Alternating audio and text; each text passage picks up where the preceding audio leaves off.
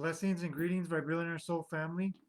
Loving, living the Vibrillionaire lifestyle all day, every day, 24/7. I am your host, Michael Post, along with my wife, Alice Inoue. We are the founders and visionaries of Samadhi Sea of Wisdom Meditation School, serving both locally, humbly from our hearts, all over the world. From our hearts to yours, this this message is so inspired by Dela's live this morning, which was on mental health. And before I get into that, I want to share and remind you, the viewer, that here at Samadhi and in life in general, it's never only about positivity. It's never only about negativity. It's about something much more raw, something much more real, something much more fundamental, something foundational, something substantial, something genuine. And that genuineness is you, the real you were born, designed, and destined to be. And the greatest secret of all secrets, is the one we greatest miss, is that you are genuine right here, right now. But the question we need to ask ourselves, am I aligning with that truth? Or am I resisting that truth? Am I resisting from being who I am? Am I resisting from allowing the flow of love, of consciousness, of spirit, of God itself to flow through me? And if so, why? Why would we hinder that incredible, incredible presence of unconditional love for ourselves? Because when we can give it to ourselves, we awaken it in our world. And we become the living testimony and living embodiment of unconditional love, of divinity, of perfection itself. And I'm not talking about the world's idea of perfection. I'm talking about the perfection that flows through all of life. As above, so below. As within, so without. Everything is perfect. And when you can live more presently in the now, and you realize how perfect everything is. Now, this message is inspired to honor mental awareness, mental health, mental abuse. And I want to share a little bit about my story of why this really touches a chord in me because, you know, just take a moment to breathe.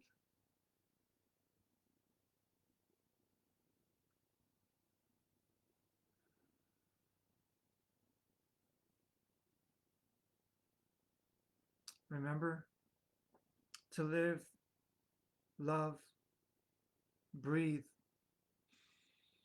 and be the Vibrillionaire lifestyle. Be who you came to be. And when you don't honor that, life is always going to seem unfair. But the more you honor the greatest relationship that was designed to be cultivated, then your life is much more pleasant. It's fulfilled. Because that fulfillment that we look for is always right here, right now. It's inside of us. No matter how much we try to cover up, no matter how much we try to run, no matter how much we try to ignore, no matter how much we try to attain and, be worthy enough to cover that up, the worthiness already is. We can't look for or can't add to what we already are. The one thing is we can surrender to what already is. So, again, my name is Michael, and being on as a guest panelist in Dela Fatui's amazing live today. Let me tag her here. One moment. Because I wanted to share so much, but I realized that, and I'm not able to tag her. Okay, Dela, I wasn't able to tag you, but for some reason, I'm going to put Dela's voice. Okay, there we go. So, just to let you know,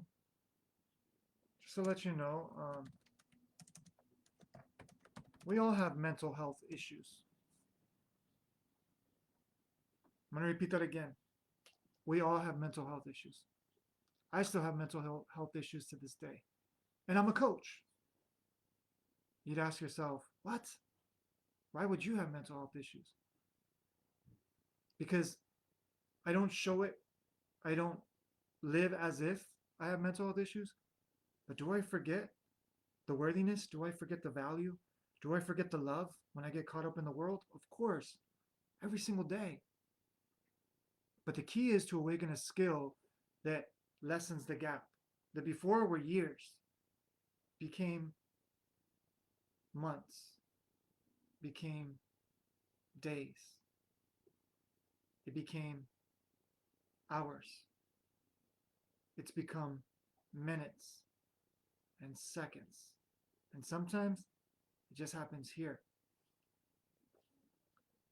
But the more you can take responsibility of the greatest technological device and system and intelligent software, hardware, is the brain. So, why was I inspired to share this video? Because long ago, I'd say about close to 20 years ago, I didn't love myself. And all my life, I had to fend for myself. Give me 1 second. I noticed the lighting is off. There we go. And yes, I'll admit, I'm not an expert at this. I'm an amateur. Well, I'm more of a experienced amateur because we've been doing lives for about 6 years, and we're still gaining more and more experience from this. So thank you for your patience. So, you know,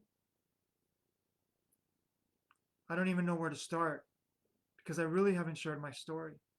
I've shared parts of my story, but so many people ask me to share my story, write a book, um, you know, write a book of quotes. So there's a lot of things that are on the to-do list that I haven't done. So that also affects, like, oh my gosh, I haven't done this, I haven't done that. But we know how to transcend that. We know how to just move and serve. Excuse me. But I also feel, make sure you drink your water, as I just got reminded by my own body. So cheers, blessings, love, wisdom, and truth to you.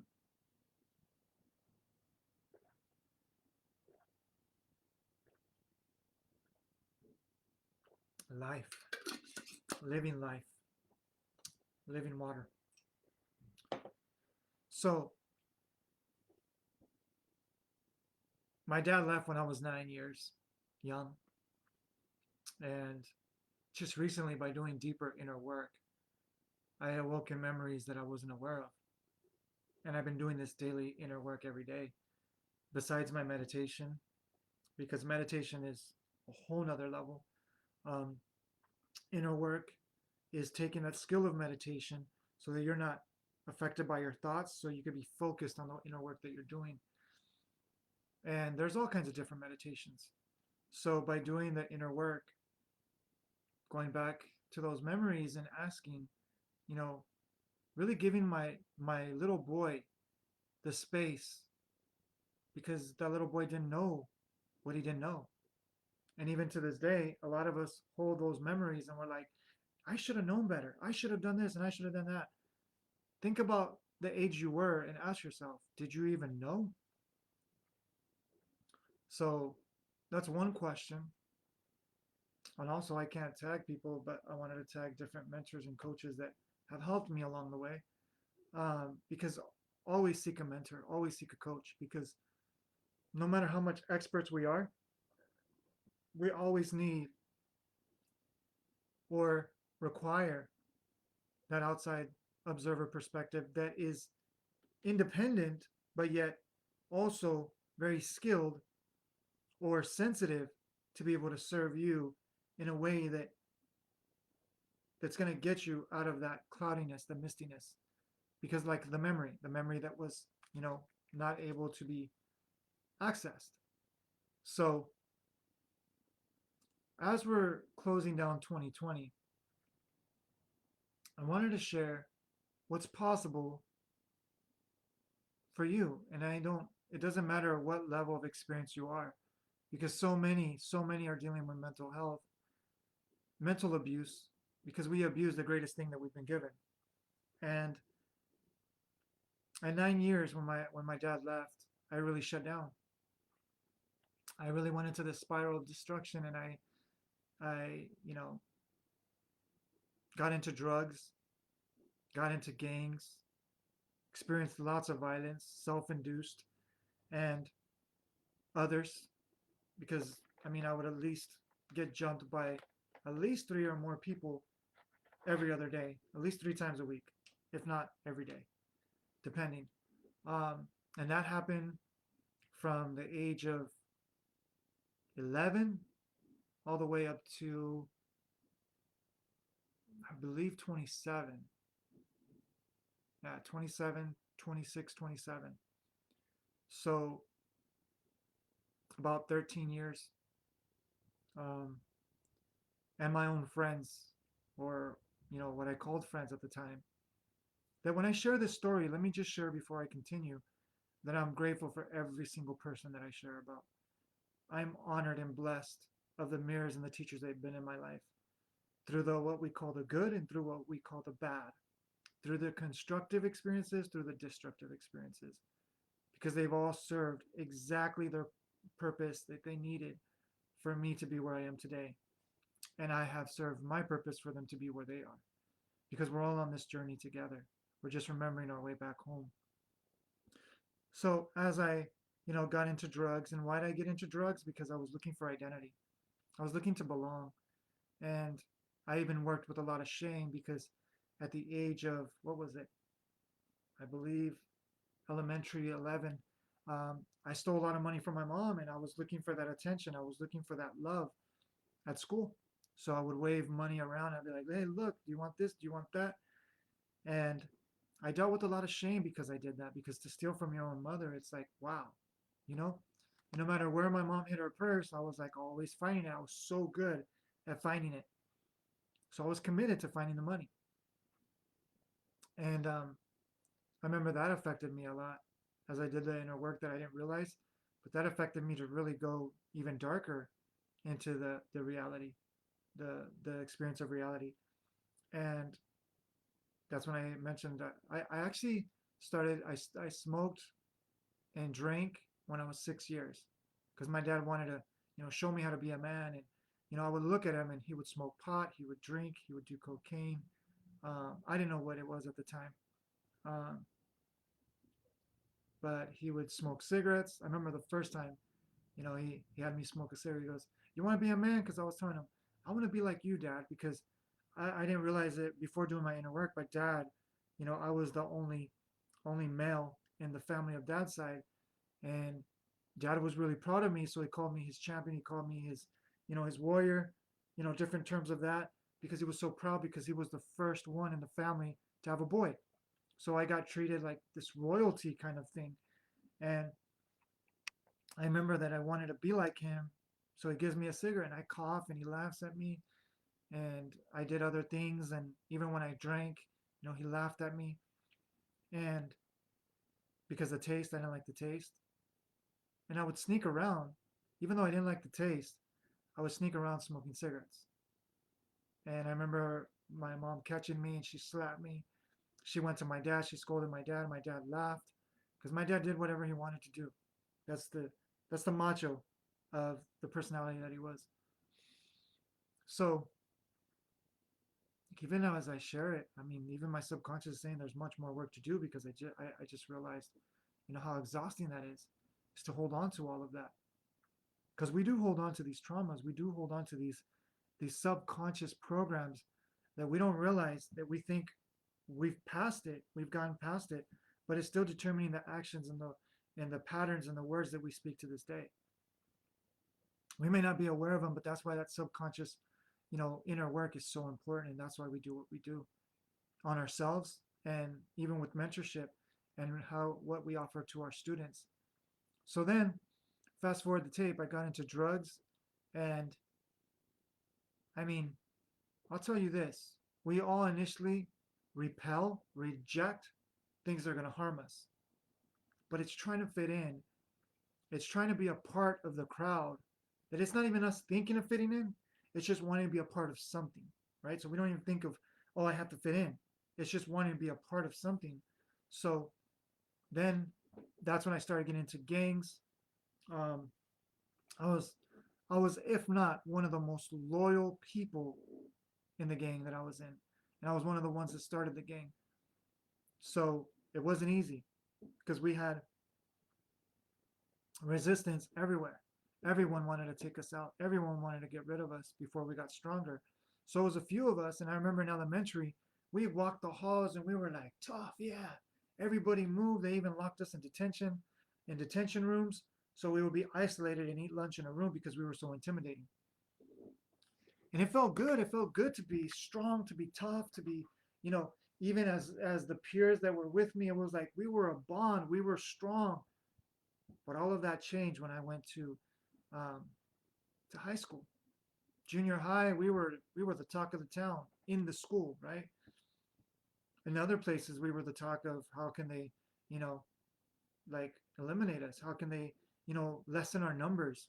So when we got to high school, and I did a lot of work with them. I did what we call work is, I showed up when they needed me. Um, I took the blame for different things. Oh, and that's one of my friends that I had at the time.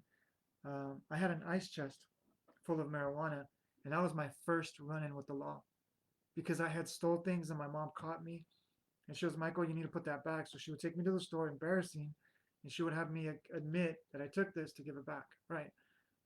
So that was things that I didn't get arrested for. So I broke the law even before.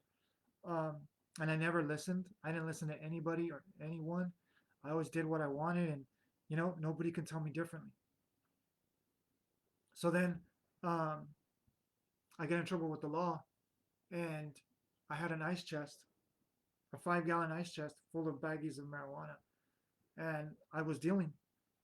And because it was my friends, I was very loyal, and I made sure that everyone, paid up. So then my mom finds it. She calls the police because she's like, "What is this?" And somebody tells her it's marijuana. Oh no, she knew it was marijuana. Excuse me. And she called the police, and I got on probation, and that's when my run-in with the law began. My introduction with the legal system began, and I never listened. Um, I mean, I got in trouble so many times. It's just too many times to list. But when I noticed that when I went to high school, the friends that were so loyal, and like I said, this is with gratitude and love. So please don't take this as judgment. If you're one of them, I've already talked to several of you, and I love you. But when we went to high school, that's when everybody forgot. Oh, and one thing I forgot to mention is throughout my course of, even after high school, but all throughout that time, I had to prove myself more than the regular person because I was half white, half Mexican. And my Mexican family thought I was a mutt because I wasn't Mexican enough. And the gang that I was part of, I had to do extra work. I had to do so much more because I was Mexican. And because I was half white in a Mexican gang, it was challenging. So it was like it was resistance from both sides, and even in my family, I mean, I had to prove myself, and I couldn't no matter how much I tried because you can't get rid of your ethnic origin. Like you can't. Even I wanted to let go and be pure Mexican, I couldn't let go of it, and I hated my dad for making me that way. And one thing I did forget to mention is, when my dad left, I stopped eating for a month in change because I wanted to die. I felt no purpose to live because the greatest thing that's happened to me in my life, it just vanished. It just disappeared. And I thought it was something that I did. So I took that on and I felt like a failure. So what I did is I vowed to one day find my dad so I can kill him because I wanted to kill him. One second.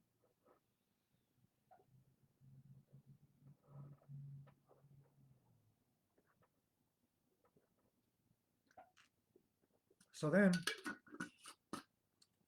my dad wrote to me, tried to communicate with me. I didn't want anything to do with him. I pushed him away. It's like he didn't exist to me anymore. Like he was non-existent in my life. And I blamed everything on him. I blamed everything that I did. I blamed the maliciousness that I was. I blamed the violence, the violent tendencies that I had. I blamed the craziness that I had. I blamed the drug use on him. I blamed everything on him. And I also contributed blame to society, to the government, to my mom, for, well, that's another part that I didn't mention is mom was so loyal to the church that I grew a hatred, not a hatred, that's a strong word. I grew like I despised the church. I despised, the religion. Blessings, third eye warrior. Great to see you, brother. So I despised the church and I grew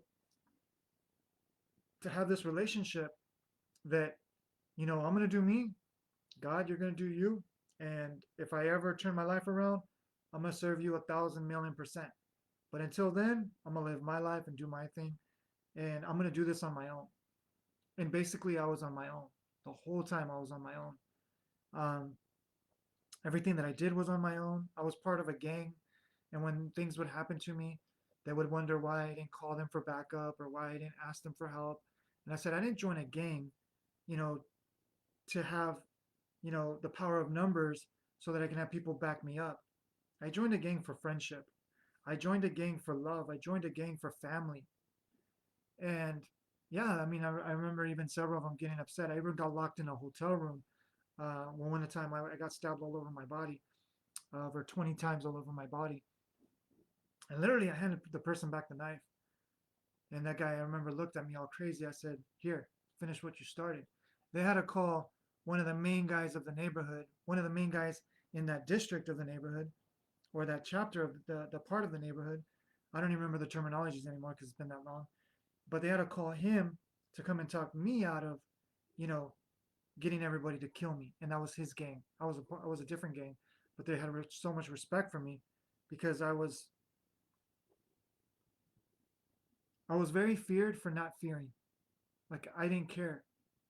And one thing I also uh, didn't mention is when I would look in the mirror, the one thing that I was afraid of most was myself. Because I would look at the mirror and this image would turn out in the mirror of this grotesque, alien looking, reptile, dark looking being. But more than what it looked like is what it felt like. I couldn't even look at it. It like, it freaked me out more than anything in my life. And I remember that when I would brush my teeth, comb my hair, wash my face, I would always look down. I'd be like this. Like I wouldn't even look at the mirror. I'd wash my face, I'd comb my hair. And what I would do is I would just comb my hair like this. And if anything, I'd take a glance and look at my hair and look away. I wouldn't look in my eyes. And this is what I didn't realize later on through life that I had projected and created this darkness of myself. It was darkness of myself. It was the part that the shame and the guilt and the anger and the sadness that I projected onto my identity of self. And so then I did drugs for quite a while. I got into meth when I was 15. Like I said, I started when I was 6.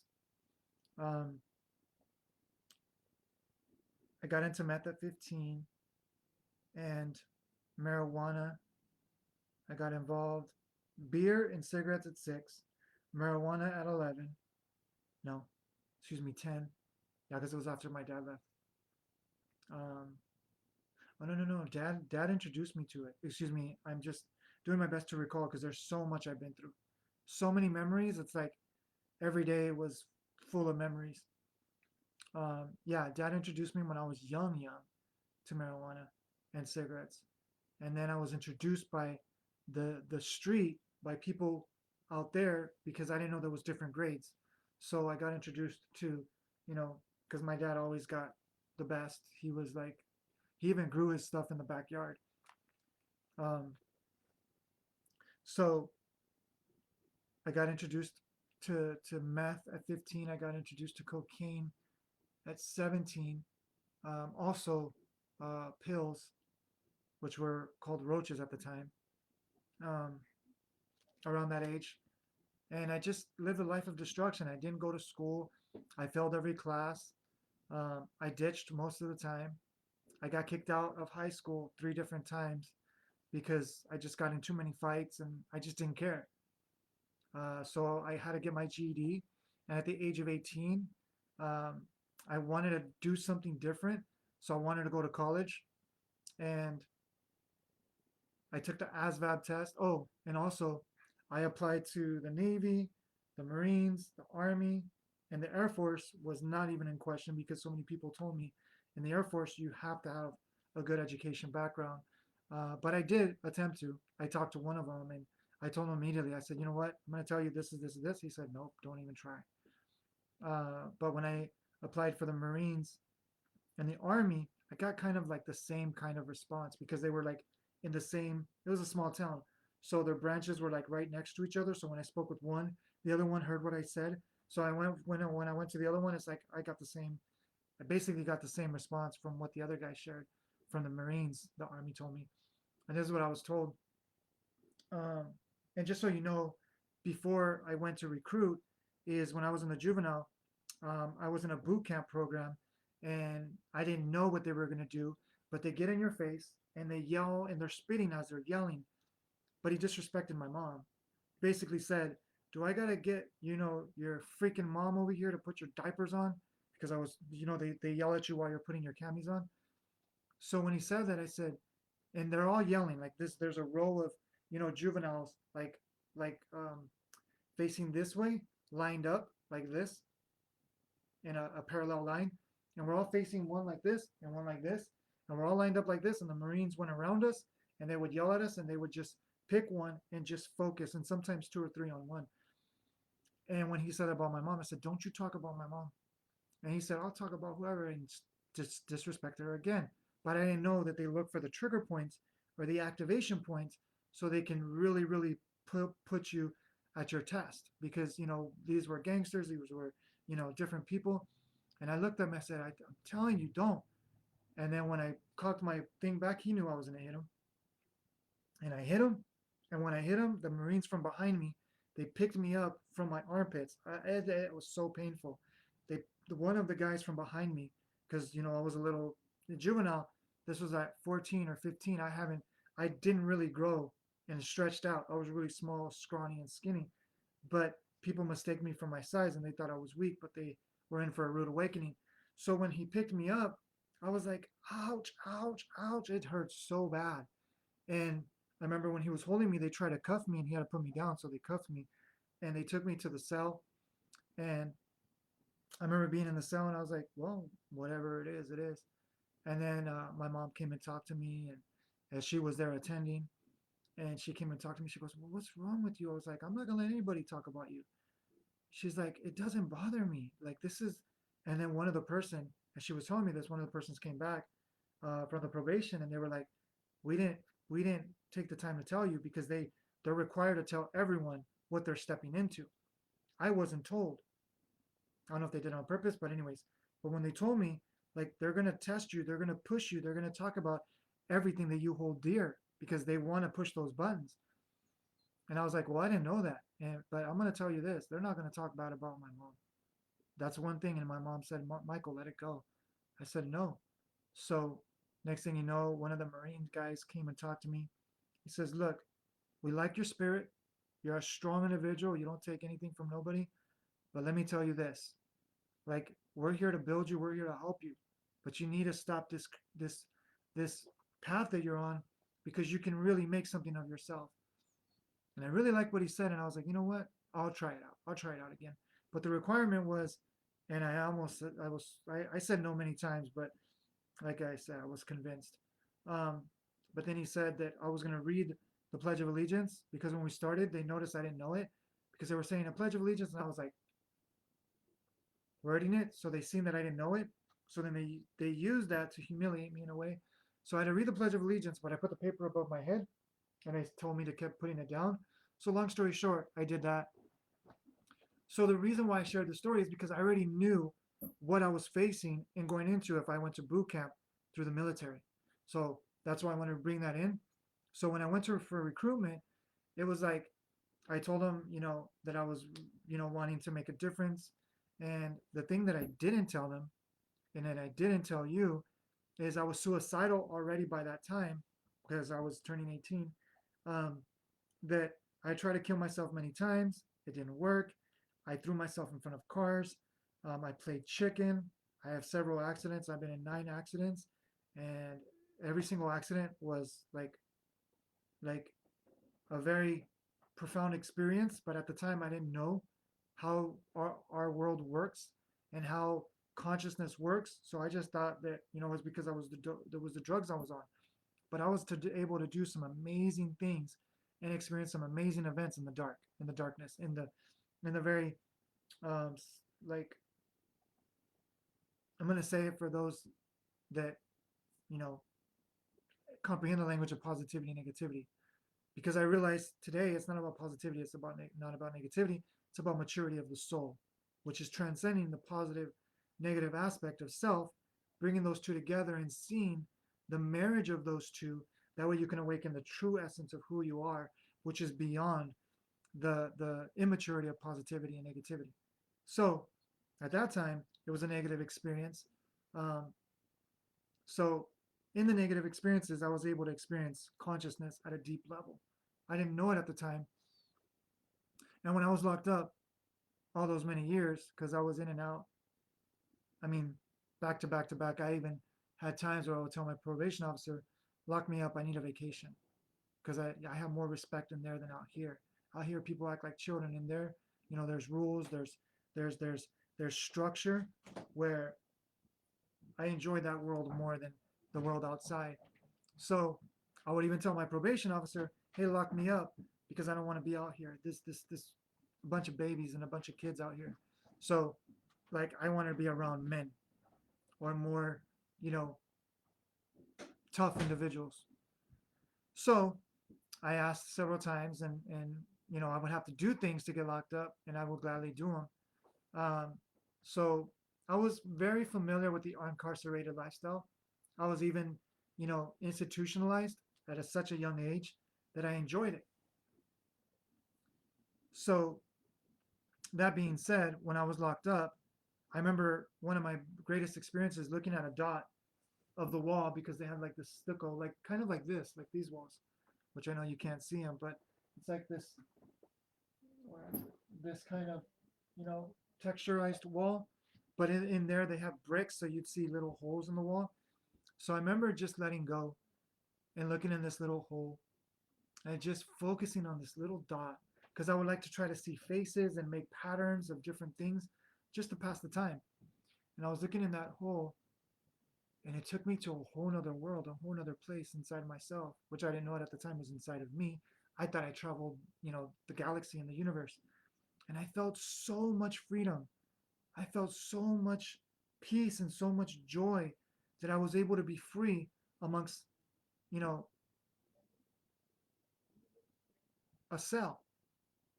So when I experienced this, I came back, and that's when I would even tell the guards, which they would hear me tell them, that I would say, you know what, you can lock up this body, but you can't lock up my mind.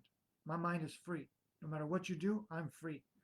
And I had that kind of mentality, and that really awoken a lot of resilience within me. Because I remember I was in solitary for 11 months, 3 weeks, 3 days, just shy of a year, just shy of 4 days of a year, more or less. And I remember people with 1 or 2 days would go crazy. And even it took me a lot of practice, because the people that were next to me that were going crazy would remind me, like, that where I was and how pathetic it was and how bad it was, that I would hear them complaining that other cellmates would tell these people to be quiet because we were in there for the long haul. And it was like, you're affecting our stay here. And we're going to tell the guards, get rid of these guys. These guys are crying all day. It's affecting us because we've created a routine. We've created a structure where I would work out so much. I would be doing like 2,000 push-ups a day. I was rock solid. I was in the greatest shape of my life, but inside I was miserable. Inside I was lost. Um, so, but when I didn't realize that I was comfortable in my structure, that I felt better, but I was covering up from what was really inside, was really wanting to be transformed. So that was my career of being locked up. So when I shared to the recruiter, oh, and all those times that I tried to kill myself, I had a visit from my uncle. I tried to throw myself off a building, I tried to cut my veins, I tried to hang myself, and I made sure that no guards were around. But it was like magic. The minute that I hung myself, a guard seen me and he brought me and he caught me down off the thing. So I try to kill myself many different ways, and like I said, even in my vehicle, later, I even offered one of my best friends at the time, that was a paid hitman. I offered him my vehicle and whatever money that he needed for him to take care of me. And he slapped me and he says, "What the heck is wrong with you? You're like my most trusted friend. Like, I don't know who I can trust outside of you. And you're going to ask me to do that?" And he stopped being my friend. He says, "You know what? Like, I don't ever want to see you again, because for you to ask me that, it's like, I can't even trust you. If you can't even trust yourself because you want to die, then that tells me I can't trust you." And he got killed, you know, several weeks later. I thought maybe it was a part of my fault, because I said if I would have been around him, I could have prevented that, because I was known for loyalty. I was known to step in front of a bullet. I was known, to do whatever it takes, because I was known for the most one of the most loyal people that people knew. I was even tested by, you know, people that were involved in, very, I'm not going to say the word, but very, you know, organized crime organizations that were very well respected and very well, that I even got tested by this one person that I just seen him recently, and you know you want to help them, but if they're not ready, you can't. So what he did is he went on a trip, and he said, "I need you to take care of my home, and I need you to take care of my wife." And I said, "Okay." So awesome. What I didn't realize is he had spoke to his, well, maybe I'm not the greatest at telling a story. So if I give the punchline before the punchline, that's the amateur part of me that I'm just showing up as it is. So he goes, he takes a trip. His wife, you know, we're talking, but then she invites a friend over, and my talk is very minimal with her, because he's my friend. That's his wife, so I'm gonna respect her. So I'm playing video games. I'm doing my thing, waiting for phone calls, handling business, doing what I need to do, because that's one thing that I love to do, is play video games and just wait for phone calls and do what I needed to do, take action if somebody needed me, jump at the bell at the sound of a bell. Like, I don't know how, there's a saying, but I would just jump as soon as you needed me. I was there. So if you're my friend, I didn't trust men outside of my close circle, because I just seen so much double two-faced behavior, even from my own friends, because I started losing a lot of friends, because they were jealous. As I was told later, I didn't know at the time, but they were jealous because I was fearless, because I was so loyal, and because I had a thing that I was known for, two things actually: the one-man army, and I was a gentleman at the same time, a gangster. Women, children, elderly people, I always loved and respected, but when it came to men, either you were my friend or you were my enemy. There was no wishy-washy in between. There was no compromise. So that's one thing that I was known for. So back to the story, when when he had left, she was talking to me, and I would just have little minimal conversation. I would do my drugs, do my meth, do my marijuana, drink. I was just, I couldn't invite anybody, because this was, nobody came to this house unless you were invited. Um, so he comes back. Oh no, before he came back, she invites a friend, and they're wearing very like revealing stuff. And I'm like, oh my gosh. I'm like, and she was like, "Come over here, come over here." And her friend was like, "Oh, come on." And I wouldn't mind making out with her friend, because it has nothing to do with my friend. So I wouldn't mind making out, but it was like it had to be both of them. And I said, "You know what? No, it's not happening." I said, "You're my friend's wife. Like, why would you think that I would even think about doing something like that? He's more important than me to you. He's more important to me than you are. So I'm gonna be loyal to him before I'm loyal to you." I said, "I respect you, like I love you because you're my friend's wife, but no." So then, long story short, days later he comes back, and she tried to do it, a couple of times. She knew finally to give up. Even when we were by ourselves, she was like, "Okay, because of my friend." my friends that were here, because like I said, she tried several times, my friends that were here. So now it's just me and can we, are you open to that? Because I think you're very cute. I love the way that you're just so respectful. And I love that about a man. Like my husband, he's just like, because he was like this, just that's how it goes and that's it. So she would try to use that card because I was very gentleman. And most women love that about me. So, long story short, he comes, and as soon as he comes in, I didn't catch it right away. I thought something has happened. As soon as he comes in, people with assault rifles, AK-47s, and SKSs and different rifles. I'm not going to name them, but they came in, and one stood by the door, the other one stood by the back door. There was another one beside me. There was another one over here, and there was another one by the bar. And there was other ones looking who else was in the house. So they were going all throughout the house, scoping with the guns, right? Making sure that I didn't invite nobody. And you know, I didn't know what the heck was going on. I thought we were going to war. So I was like, what's going on? What do you guys need me or what? And he goes, sit right there. I need to talk to my wife. I said, well, okay. Not even a hi, whatever. So I went to the bathroom and, they escorted me, making sure that I didn't pull a move or something because they knew that I was fearless. So um, he went to her room. I went to the bathroom, and the bathroom was a little close to the room. So as soon as I get into the bathroom, I'm listening, and as I'm listening, I hear him saying with voice loud, because he thought I was in the other room, in the living room, which it was far away from the bathroom in the bedroom. And he says, so what? Did he do anything? Did he try to make a move on you? And she was like, no, don't lie to me. Don't lie to me. I need to know. I need to know if I could trust this guy. And long story short, they argued for a bit.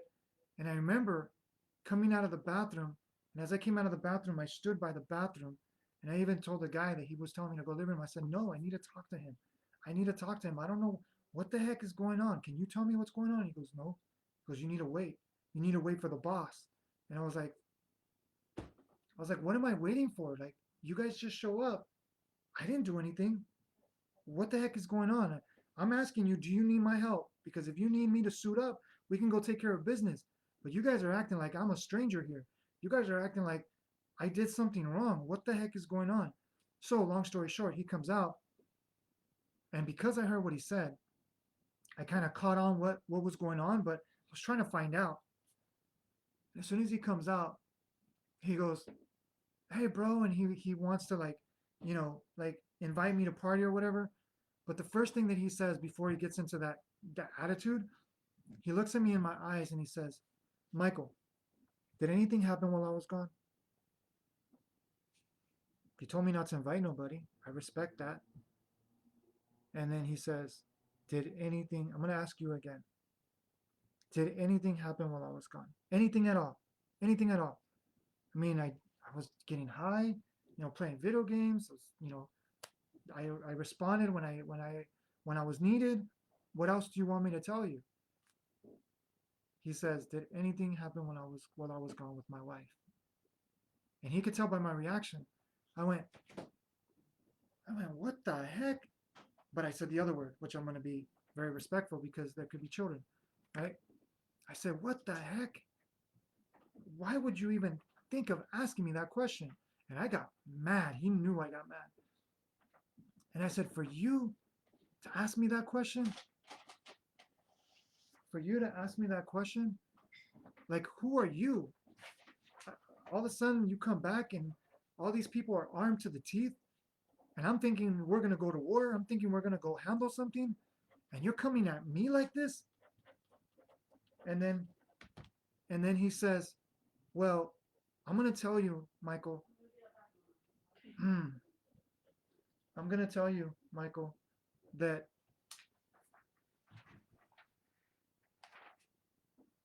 I'm going to tell you, thank you, love. Yes. Thank you." He says, "You got me in the moment where it's even coming up right now." I mean, I lost a friend that day. It really hurt because I trusted this guy with my heart, my life. And he showed me that I could trust him in so many ways. But because he was so, let's just say, high up in the level of that lifestyle, he says, because, even when I talk to him, when I seen him again, and he was very regretful. He told me back then, because he tried to like justify why he acted like that. He told me, Michael, in my line of work, I don't know who I can trust. So I had to see if you were trustworthy. I said, okay, why didn't you just ask me? Why did you have to put me to the test? And not only just put me to the test, but come in here with guns blazing. And I'm like, I'm wanting to know how I can help you. But I even thought it was weird that your wife came on to me several times. Your wife invited different girls. He goes, I know, and I'll talk to them too. I said, but she invites different girls that get all like, revealing and stuff, and they're hitting on me. So it's like, you didn't even just test me to see if I would be with your wife just for me on my own behalf. But you pushed like the lion's mouth because I'm going to tell you, was I close to doing it? Heck yeah, because I'm a man. I desire women. I love women. So you put a woman in front of me, if she's attractive, I'm going for it. And his wife was very attractive, by the way. She was like, everybody wanted to be with her if he wasn't with her. And the thing about it is, or most people, excuse me, most men. And the thing about it is, I told him, but for you to test me like that, like you just show me that I can't trust you. Like I would have respected it more if you would have just left me in this home and maybe would have said hi, whatever, whatever. But if I would have hit on her, then you had the right to kill me because I showed up that way. But for you to try to enforce and like excuse me and pressure that onto me, that means that you were wanting this to happen because you wanted to kill me because I was too good for you to trust me. He says, that's it. And he started crying. I remember he got on his knees. This guy that I respected, and I'm like, this guy's amazing. Like, I love this guy. He got on his knees and he starts crying. He goes, please, man, don't hold me to this. Don't hold me to this. And I'm like, I cannot not hold you to this. I mean, if you need me, I'll be there for you, but I can no longer be by your side because I can't trust you. Like, especially we're doing drugs. What's to think if you're like all high or whatever, and then you think because of someone something said, because people rumor and gossip that was known in our world, people would make up lies to try to separate people and make them think that they're against each other. I said, no, I can't live in that world. So you need me, just ask. I'll be there for you because, you know, I admire you dearly. I love you dearly, but I can't live like this. So I separated, I distanced myself. So yeah. And I'm glad that happened because if not, I would have made a great career in that organization because I was so respected and known for my loyalty. So everything happens for a reason. And when I see him, I talk to him. He's a great guy. Um, not doing so great because after you do so much, he's bouncing back though. So long story short, when I went for recruitment, the both the Marines and the Army told me almost the exact same thing. They said, you know what, we can't accept you because we don't know if you're going to turn the gun on us. And what they didn't know is prior to that is I was going to get in one military branch or another. And what I was going to do, because I realized I can die out here any day. So many people wanted to kill me. I had over 90% of Yuma, Arizona, looking for me. So and it was something I brought upon myself. I would walk into a neighborhood that I didn't know, and I would try to find out who's going to do what to me because I wanted to die. So what my plan was is to sign up for life insurance and go to the military, get killed in the middle of action, or what is it? Killed in the line of duty, have my mom inherit that insurance. That way I can give back to my mom something and my life was not wasted away. So when they told me that, we're afraid that you're going to take the gun and point it back on us, that was actually part of my plan. I was going to kill everyone like out there. And if people were like, threatened by me, I was going to kill whoever was in my way because my goal was to kill, you know, another gang or or the police, law enforcement, because I wanted to go in a blaze of glory. That was my goal. That was what my focus was is to take, either the police or a rival or an enemy with me, because I believed I was going to go to hell, to take them to hell with me. And the reason why I'm sharing this story is because time and time again, I've pushed the envelope and I wanted to die so many years, so many times. And no matter how much I looked for it, it seemed like it couldn't touch me. And my mom would pray for me all the time. And she would have, you know, several people in church pray for me. But I felt betrayed by my mom because, she put church before her children. And if you're watching this, it's fine if you go to church, it's fine if you're spiritual, but don't put your children last. Be the example of what God's Spirit's love is and show them. Don't just be so faithful to something that you don't be the living example of that faith. So, that being said, I my uncle came to visit me and he told me, if you kill yourself, I'm going to go to your grave and I'm going to, defecate and urinate on it every time I go to visit. Because he was in California, we're in Arizona. And he hit me where the ego, hit me right in the ego, because it was like, dang. Like my greatest thing was to leave a legacy of a reputation of me being someone that couldn't be messed with, that was loyal, and that followed principles and guidelines from the street code. And I even had my own principles and guidelines. For example, I ran once, and before I ran, I told myself I'll never run from anybody. And when I ran once, it was justifiable, but still not justifiable. Because even people that, knew about it, they told me, you know, that there's nothing wrong with that. I said, yes, there is. Because I'm never running from someone again. If not, I'm going to kill myself, like literally. Um, so, because I wanted to be able to look at the mirror and say that I was honorable in my word, in what I lived, but I couldn't look at myself in the mirror. But what I would do is I would look, you know, like when I would, like I told you, comb my hair, I would look at myself and be like, you are, you are like one of the few. So throughout the course of my time, I get locked up, and I was in a very high security yard. And from one moment to the next, for those of you that know, you know how that works. So I'm not going to go into an explanation of it, but very briefly is that when you're in a high yard, it's because you're high security. And they don't just move you to low security. You have to earn low security. So I was in a high security yard, and all of a sudden, one day to the next, they told me to roll up my stuff. I was like, wait, what, why? Because I had a life in there. People respected me, loved me. They appreciated me because you know and you feel and you earn that respect right away when you get there. And I had an amazing cellmate. It was just amazing. I loved it at that time. Okay. Um, but they moved me. And I even spoke to the guards. I wrote requests. And I even said, why are you guys moving me? I don't want to be moved. Like this is where I was placed. And they denied it. And when it came back, it said, you don't make the rules, we do. You go where we tell you. That's just the way the system works. So then what I didn't realize, because I thought I was going to another yard, like at the same level, they took me to a camp. They took me to one of the lowest security places that they could.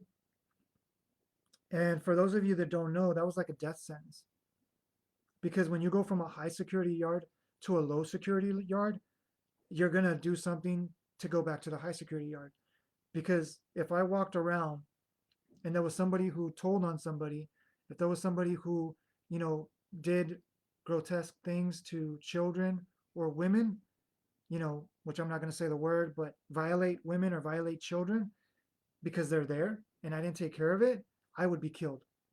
If there was someone who broke the rules from a higher security, structured like way of living and I didn't take care of them, then I would be killed in the next place that I would go. So just for that alone, I had to take care of business. But just the way that I lived, I had to take care of business just for my own sense of living with myself. But when I got there, I didn't want to know anything about anybody. I didn't talk to anybody because I didn't want to find out who anybody was. And I remember while I was there, we got invited to this group because there was a lot of therapy in that place. We got invited to this group and we're supposed to share about ourselves, but I don't share anything about me. And one day they played this video, which I'm gonna write it right here, which I highly recommend, even children friendly, or simplicity wise. Uh, it's What the Bleep Do We Know? And what that movie documentary is about is showing us the importance of how our thoughts affect reality. Um, Film that transformed the direction of my journey into self slash samadhi.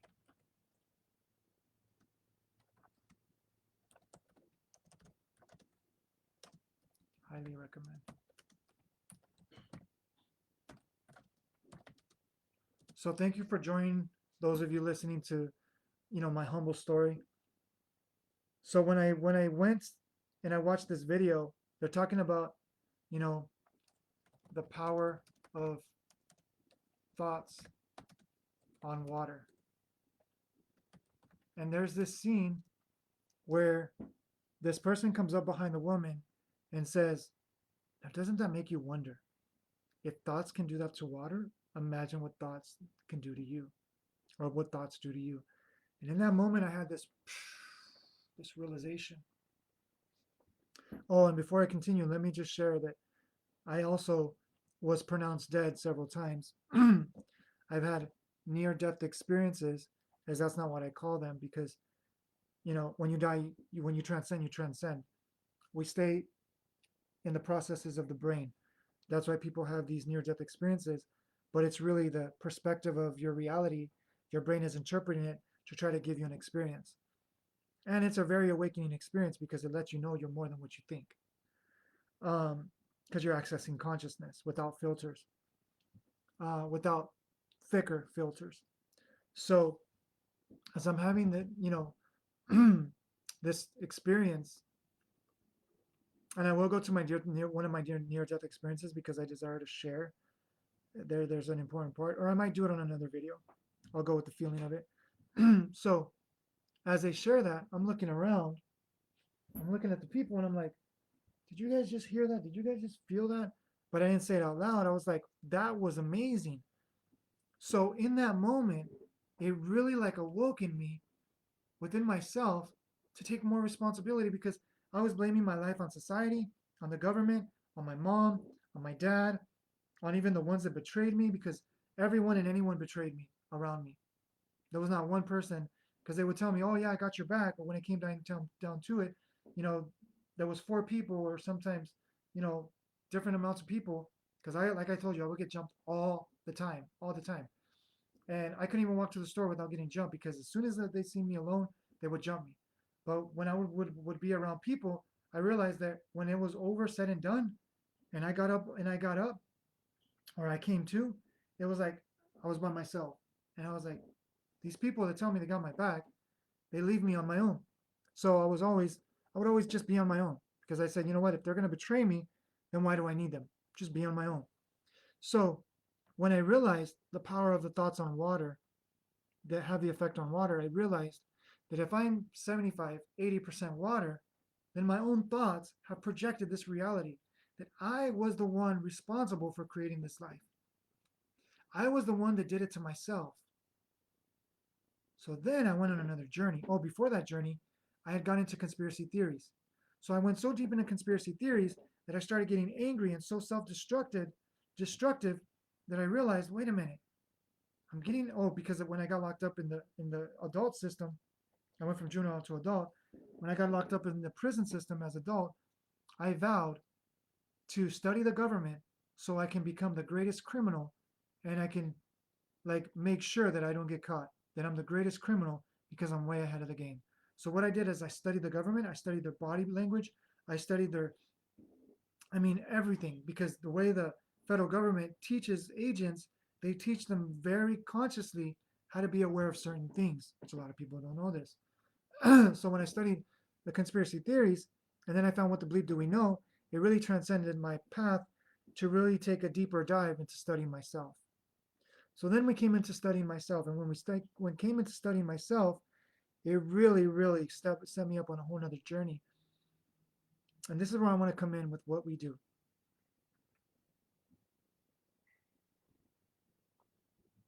If you don't know who you are, and this is dedicated to mental health, so let me write that down. Mental health, mental abuse, because the greatest mental health deficit or crisis is not knowing who you are. That's the greatest abuse that you can do to you. And with all due respect, and I mean this with sincerity, as just sharing truth, that's the greatest abuse we do to our children.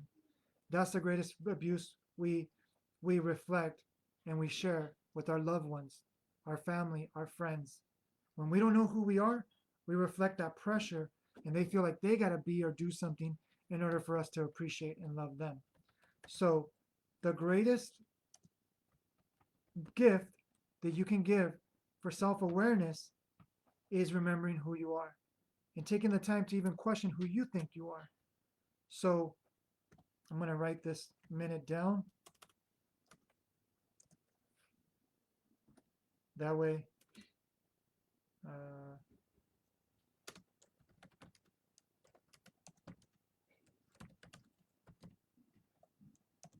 my inspiration for this video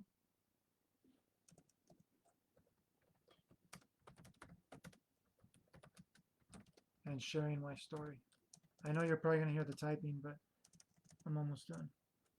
Thank you for your patience once again.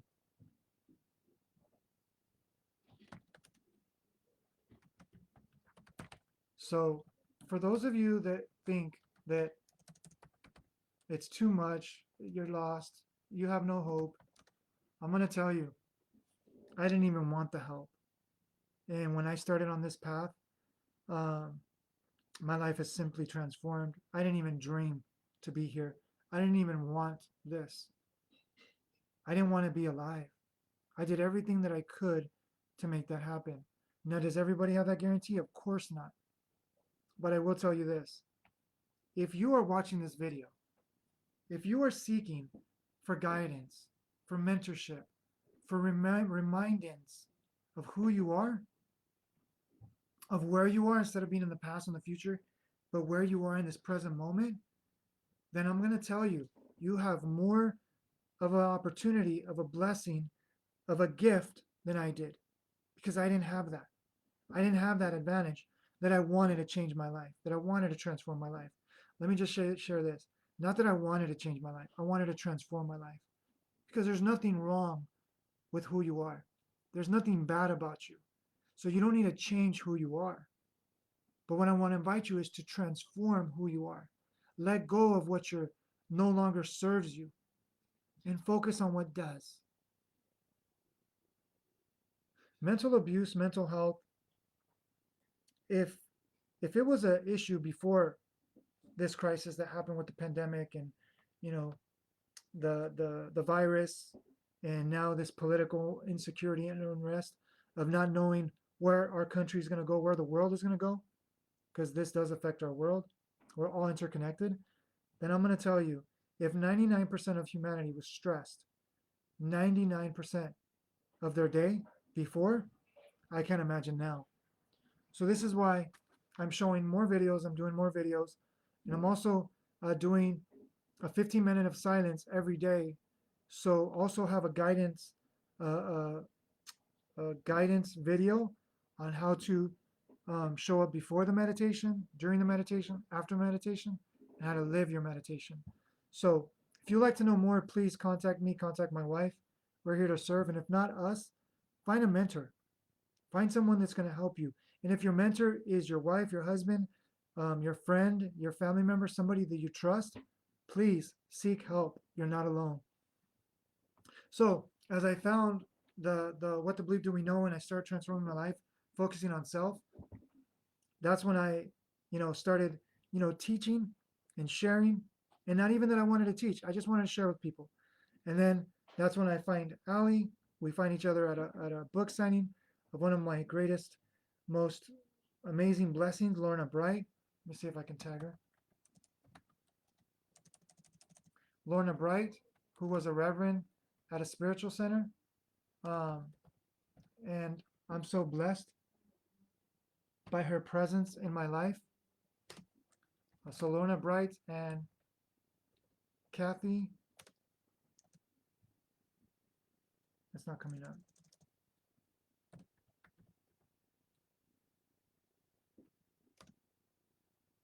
Nope, it's not coming up. Okay, I'll just put Lorna and Kathy.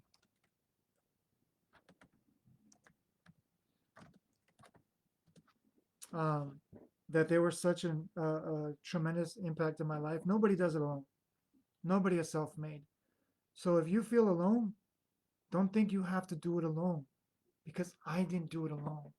So many people are sharing, self-made millionaire, self-made coach, self-made this.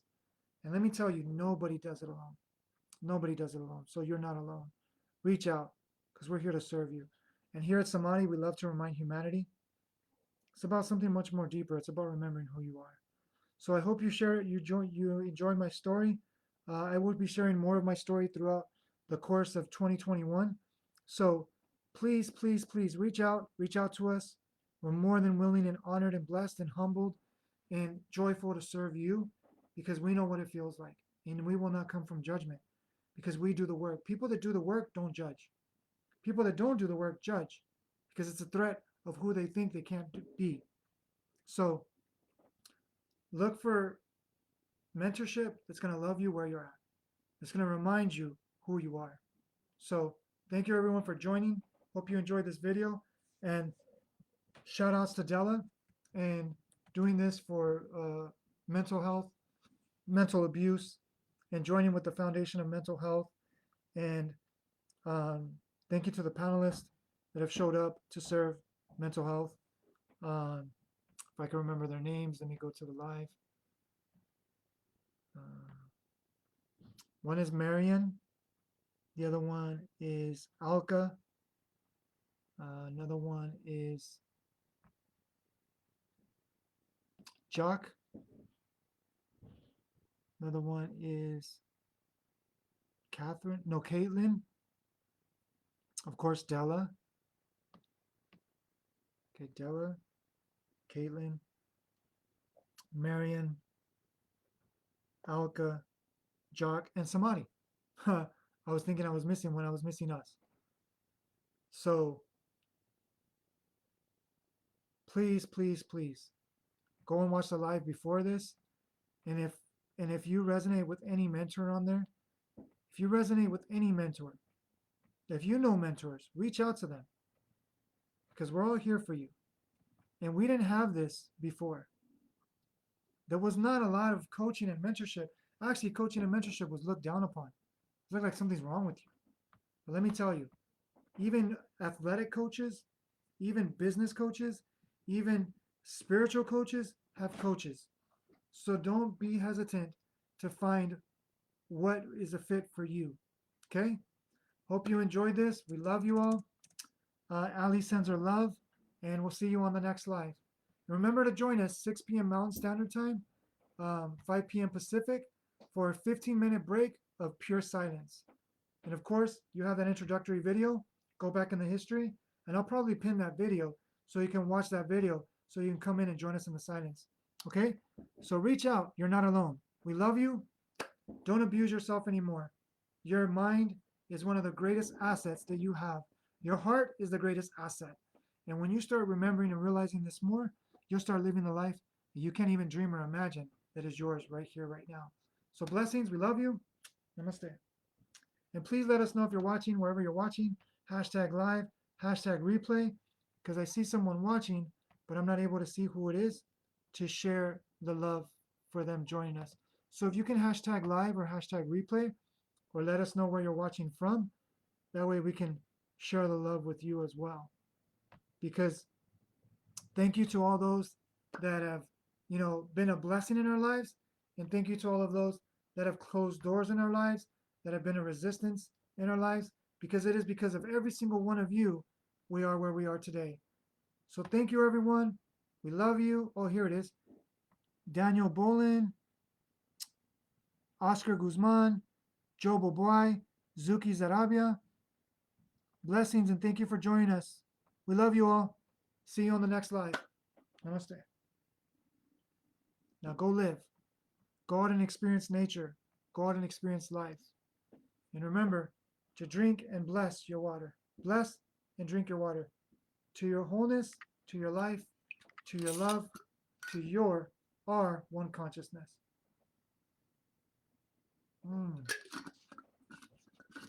Thank you, thank you, thank you. This is my alcohol. This is my elixir. This is my love. So, blessings. Have a great day and great life. And we'll see you in 2021. Or we'll be doing videos before that. So, make 2021 great by preparing and focusing on prevention of really diving deep within yourself, really getting to know yourself, drink water, eat holistically, ground, go out and connect with nature, seek mentorship, breathe consciously, go get some sun if you're able to, get some plants in your home, use essential oils. There's so many things that you can do. So that's just a few in a nutshell. Blessings, blessings, blessings.